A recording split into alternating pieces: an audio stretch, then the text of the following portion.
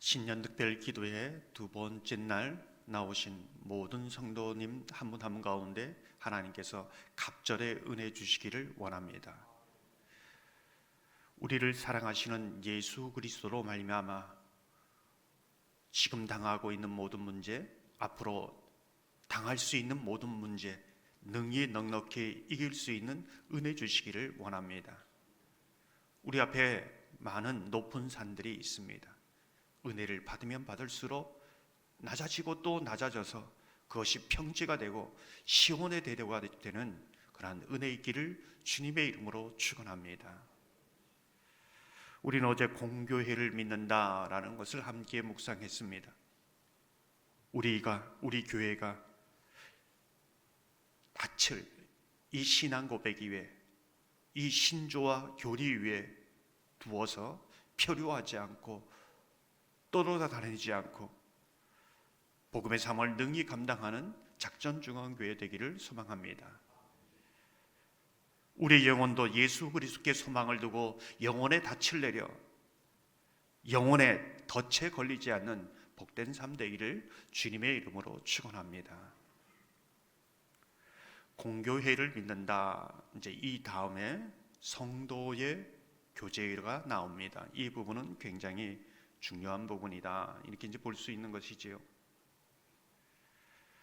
믿음의 고백, 공교회, 미리 믿음의 고백 위에 닻을 내려야 진정한 교회가 될 수 있고 또한 진정한 성도의 교제가 일어날 수 있다. 이제 이런 의미입니다. 초기 교회는 교회가 무엇인가, 정말 교회가 교회됨이 무엇인가, 이제 이 부분을 고민해 왔습니다. 고민해 오면서 정말 교회가 교회됨의 중요한 요소 5가지로 정리를 했습니다. 교회는 이 부분이 충족되어야 한다. 그렇지 않으면 교회는 교회가 될 수 없다. 이제 이 부분을 한 것이죠. 그것이 무엇인가? 첫 번째가 캐리그마입니다. 캐리그마. 정말 교회가 교회됨의 첫 번째는 정말 어떤 곳이 교회인가? 캐리그마. 하나님의 말씀, 그것도 성경적이고 복음적인 말씀이 선포되어야 교회다. 아무리 교회가 크고 사람들이 많이 모여도 하나님의 말씀이 바르게 해석되어지지 않고 선포되지 않으면 교회가 될 수 없다. 그냥 사람들의 모임이다. 이제 이렇게 정의를 했습니다. 요즘 많은 교회들이 교회라고 말하는데 사람은 굉장히 많이 모이는데 정말 교회일까? 이런 질문을 던지는 교회가 있습니다. 한국 교회 안에 가장 저는 핵심적인 문제가 무엇인가? 사람들은 이렇게 말합니다. 목사님은 이래야 돼. 목사님은 우리를 잘 섬기는 사람이지 나한테 잘해야 돼. 이렇게 말하는 경우가 있습니다. 사실 이 이면에는 신앙적으로 이런 믿음을 가진 분이라고 할 수 있습니다. 하나님은 이래야 돼. 하나님은 나를 도와주는 분이지. 나한테 이러면 안 되지. 내가 하나님을 위하여 얼마나 봉사하고 얼마나 헌신하고 얼마나 많은 것을 드렸는데 이런 믿음을 가지고 있습니다. 병든 믿음이 있지요. 무엇이 문제입니까? 신년초가 되면은 이 한 해도 충만한 복이 넘치도록 받는 것을 기도합니다. 그것이 저와 여러분의 기도 제목 아닙니까? 그렇다면 하나님께서 저와 여러분에게 주신 최고의 복은 무엇인가? 지금까지 봉해진 하나님 나라의 하늘의 비밀을 예수 그리스도를 통해서 이 봉해진 계시의 말씀을 열어주신 것이 최고의 복입니다. 하나님의 말씀을 들을 수 있고 그 뜻을 따라 행하는 것이 인간이 받을 수 있는 최고의 복이다. 하나님이 이렇게 말씀하고 계신 것이죠. 그런데 사람들의 문제는 이것을 복으로 생각하지 않습니다. 내 소원이 성취되고 하는 일 잘 되고 내가 원하는 대로 이루어지는 것을 복이라고 하는 것이죠. 시편 1편 1절 2절을 보면 이렇게 말씀합니다. 복 있는 사람은 악인들의 길을 따르지 아니하며 죄인들의 길에 서지 아니하며 오만한 자들의 자리에 앉지 아니하고 오직 여호와의 율법을 즐거워하여 그의 율법을 주야로 묵상하는 자로다. 하나님께서 말씀하십니다. 봐라, 정말 복 있는 사람이 누군지 봐라. 바로 이 사람 아니냐, 이렇게 말씀하는 겁니다.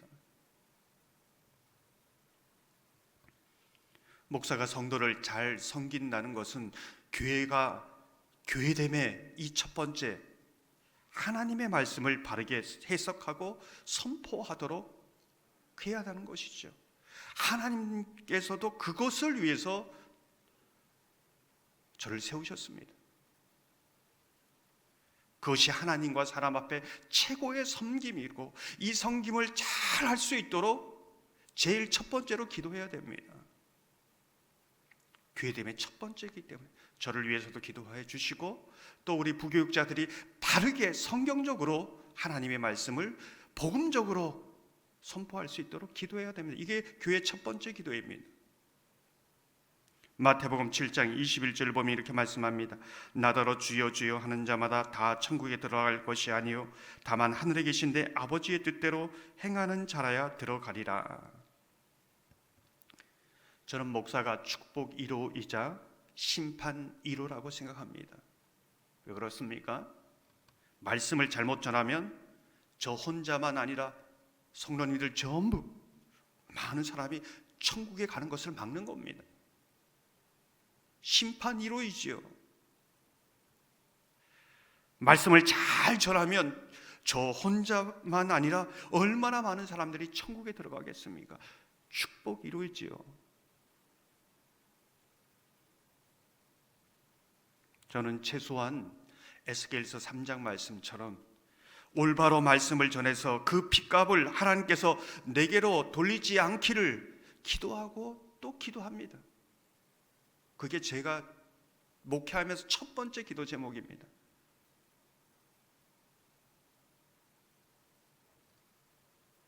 저와 여러분이 하나님의 말씀을 잘 듣고 그것을 최고의 복으로 알아 행하면서 하늘과 땅의 복을 누리는 저와 여러분의 삶이 되기를 주님의 이름으로 축원합니다. 두 번째 교회가 교회됨의 그 요소는 무엇인가? 두 번째가 디다케입니다.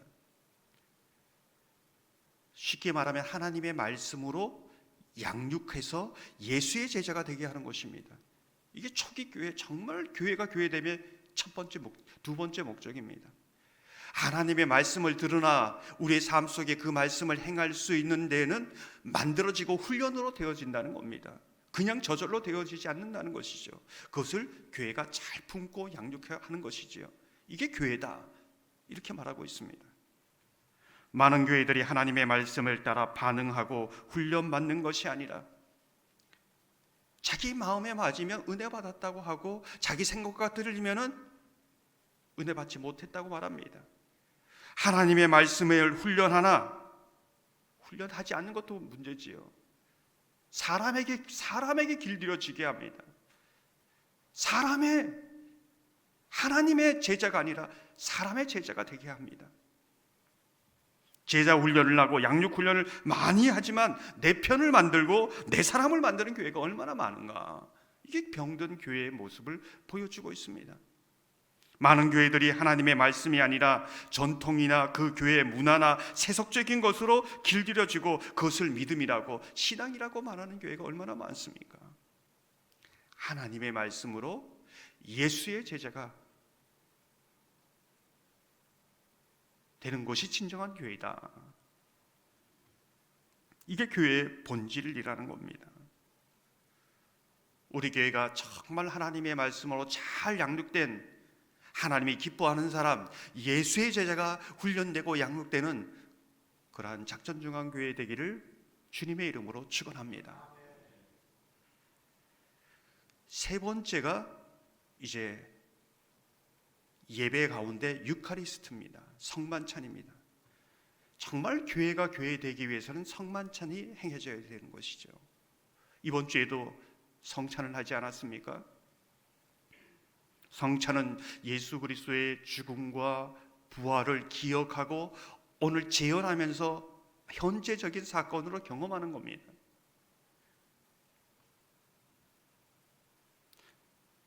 우리가 누구인가? 신앙 안에서 하늘나라의 신앙 가족 공동체라는 것을 여기에서 고백하는 겁니다. 이 고백은 케리그마와 디다케의 고백이 흘러오면서 이것이 제대로 될 때에 이 성찬의 정말 믿음의 고백에서 이루어지고, 그러한 믿음의 고백 위에 강력한 성령의 임재가 이루어진다. 이제 이렇게 그것이 교회됨이다라는 것을 말해주고 있습니다. 주님이 하나님의 사람들을 부르셔서 그 식탁에 앉게 하시고 함께 그 떡을 떼입니다. 천국에서 신앙 가족 공동체, 천국의 식탁에서 같이 앉아 식사하는 그 가족의 모형을 이제 보여주는 것이지요. 우리는 누구인가? 현재도 그렇고 미래의 가족 공동체로도 우리가 앉아 있다. 이 고백입니다.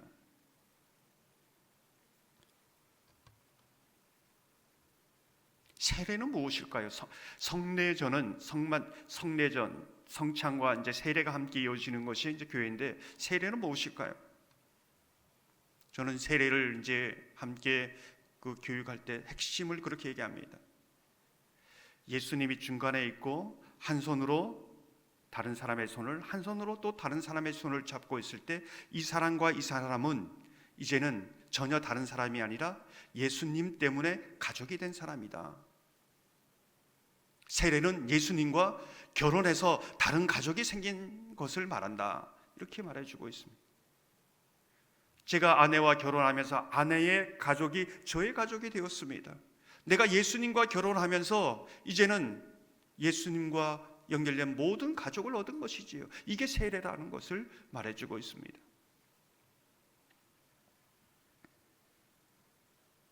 저와 여러분이 이 교회 안에서 이 성례전을 통해서 정말 우리가 하늘 신앙 가족 공동체임을 믿음으로 고백하는 은혜가 있기를 주님의 이름으로 축원합니다. 이제 케리그마, 디다케, 유카리스트 다음에 오는 것이 이제 성도의 교제입니다. 무슨 뜻일까요?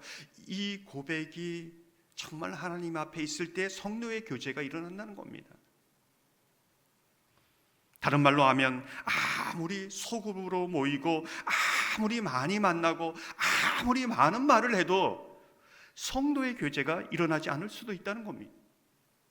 왜요? 이 믿음의 고백이 없기 때문에. 만나도 공허하고 만나도 그냥 세상의 사람들 만나는 거하고 별반 차이가 없는 것이죠. 영적인 교제가 일어나지 않는 겁니다. 무엇이 문제인가? 하나님을 믿는 올바른 믿음 안에서 교제하지 않으면 영적 교제의 충만함을 누리지 못한다는 겁니다. 제가 종종 말씀드리지만 성도의 교제는 은총의 삼각형으로 표시할 수 있습니다. 이 믿음의 고백은 성도와 성도의 관계 속에 하나님이 그 가운데 계신다. 이 믿음으로 고백으로 교제하는 것이지요. 사무엘상 20장 12절을 보면 이렇게 말씀합니다. 요나단이 다윗에게 이르되 이스라엘의 하나님 여호와께서 증언하시거니와. 성도와 성도 사이에 하나님을 증인으로 세우고 함께 교제한다는 겁니다. 이게 성도의 교제라는 것이죠. 성도의 교제가 이루어지는 교회의 특징은 모이는 모임이 항상 누구에게나 열려 있습니다. 내 편, 너 편이 없습니다. 내가 좋아하는 사람, 좋아하지 않는 사람 이런 것도 없습니다. 이거는 성도의 교제가 아닙니다. 믿음이 없는 겁니다. 앞에 믿음의 고백이 없는 겁니다. 하나님이 주시는 영적 교제의 충만함이 없습니다. 교회의 모임이 아닌 것이죠. 나하고 친한 사람, 그렇지 않은 사람 항상 함께 모여있지만 누군가 들어오는 것을 기다리고 열려있는 공동체입니다. 교회도 그렇고 소그룹도 그렇고 한 개인도 그렇습니다. 울타리가 늘 말씀드리지만 성벽이 아니라 문이 되는 것이죠. 이게 성도의 교제입니다. 성도의 교제의 핵심은 로마서 13장 8절을 보면 피차 사랑의 빛 외에는 아무에게든지 아무 빚도 지지 말다. 사랑의 빛입니다. 사람들이 이 부분을 오해합니다. 예수님께서 만약에 내가 너를 위해서 십자가에 생명까지 버렸다. 너 생명 나한테 달라. 너 그렇게 살면 안 된다. 똑바로 살아라. 이렇게 하면 얼마나 부담이 되겠습니까? 생명까지 내어놓고 당장 달라고 하시는데요. 하나님은 그렇게 하시지 않습니다. 사랑의 빛입니다. 이렇게 협박하시는 분이 아닙니다. 그 사랑을 알아가고 또 알아가면서 그 사랑에 감격해서 조금씩 그 사랑에 응답하는 것, 자발적으로 응답하면서 때로는 10% 헌신할 수 있습니다. 때로는 좀 신앙이 성숙하면서 50% 헌신할 수도 있습니다. 그런데 나중에 100% 하면서 이 수고를, 희생을 은혜로 생각하는 겁니다. 바울이 그렇게 하는 거죠. 이게 예수님이 굉장히 친절하게 인격적으로 대하는 부분이지요. 성도의 교제도 마찬가지입니다. 하나님의 교제가 제대로 이루어져야 성도의 교제가 이루어지는 것이죠. 하나님은 인격적인 분입니다. 성도와의 관계도 너 이렇게 해야 돼, 목사는 이래야 돼, 장로는 이래야 돼, 아닙니다. 권사는 이래야 돼, 아닙니다. 하나님의 사랑에 감격해서 자발적으로 응답하면서 나가는 겁니다. 때로는 기다려줘야죠. 그래서 저는 교회의 가장 중요한 게 자발성입니다.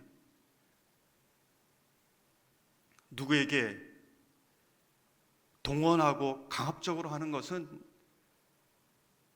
교회의 성격하고는 맞지 않습니다.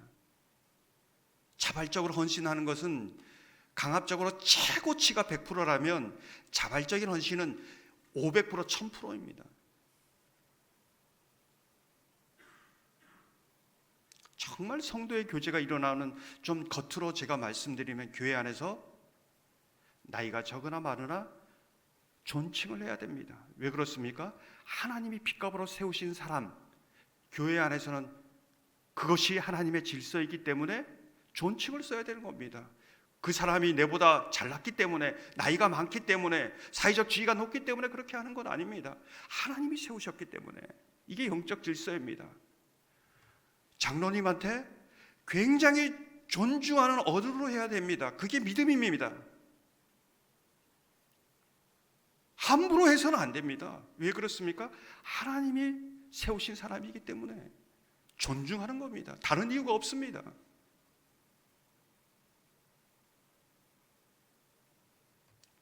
교회 안에서는 절대 욕을 해서는 안 됩니다. 교회 안에서 서로 하늘 향해서 인사해야 됩니다. 미소를 지으면서 인사를 해야지요. 교회 안에는 소외된 홀로 앉아있는 사람이 되도록 없게 해야 됩니다. 이게 성도의 교제 안에서 이루어지는 부분입니다. 그런데 당연한 것처럼 세상과 교회가 전혀 다르지 않는 모습을 보면서 우리가 교회에 성도의 교제가 이루어진다, 이렇게 하면 안 됩니다. 왜 그러냐? 5번째가 디아코니아, 봉사, 이제 이웃을 위한 봉사로 이어지기 때문에 그렇지요. 코이노니아가 성도의 교제가 제대로 이루어져야 그 다음 지역을 위해서 봉사하고 섬길 수 있다, 이겁니다. 이게 제대로 하는데 이걸 한다, 보여주기입니다. 이 부분은 다른 어떤 목적이 있는 겁니다. 이 부분이 제대로 이어져야 진정한 하나님의 영광 받고 진정한 성령의 역사가, 복음의 역사가 일어난다. 이제 교회가 교회됨의 이 부분을 보여주고 있는 것이지요. 제가 이 사도신경 이 부분을 책을 보다 보니까 한 신학자의 이야기가 있었으면 인용하고자 합니다. 신학자 수잔 데 디트리가 이렇게 말합니다. 우리는 세상이 성도 간의 교제를 보고 우리를 보내신 하나님이 믿을 만한 분인지를 평가하며 우리가 서로 사랑하고 돌보는 것을 보고 그리스도가 살아계신지를 평가한다는 사실을 알아야 한다.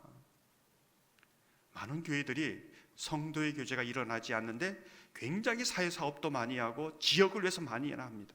근데 오늘 이 말씀을 보면 교회 안에 진정한 성도의 교제가 일어나야 이것도 진정한 열매로, 거룩한 열매로 열매 맺을 수 있다. 이런 이제 이 부분입니다. 사랑하는 성도 여러분, 하나님의 말씀 안에서 바른 믿음의 고백 위에서 참된 성도의 교제가 우리 교회 안에 있기를 소망합니다.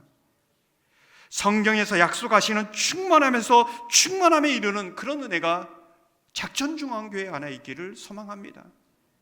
그 은혜가, 그 교제가 우리 안에 이루어져서 넘쳐서 정말 이웃과 지역을 향하여 흘러가기를 주님의 이름으로 축원합니다.